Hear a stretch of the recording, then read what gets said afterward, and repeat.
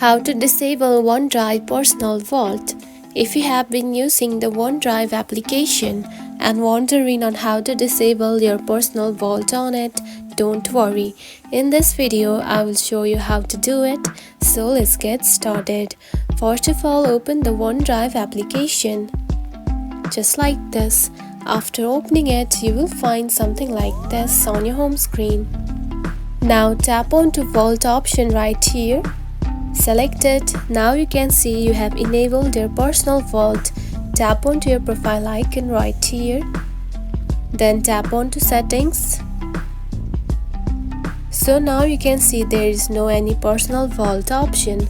So if you have got the personal vault option onto the settings, you can simply tap onto the disable button and you can simply disable it.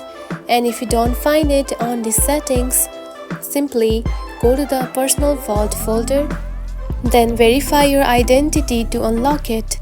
Move all files out of personal vault into another OneDrive folder. Personal vault automatically locks after inactivity. Emptying it is essentially disabling it for practical use. If you want to stop using it completely, just avoid opening it or removing all content. And that's it. This is how you can disable OneDrive Personal Vault. If you found this video helpful, don't forget to like and subscribe for more tips. Thanks for watching.